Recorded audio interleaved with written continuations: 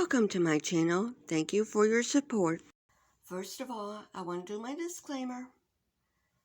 I have no sponsors for products mentioned or used. It's just the brands that I like.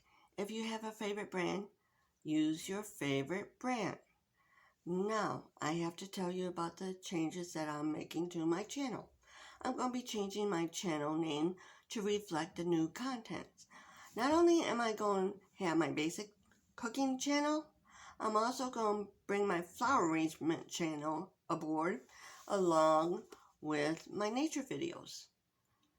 So I have to change the name because it's going to be a life blog now. So I thought I'd give you a heads up before it happens. I think it might happen in May.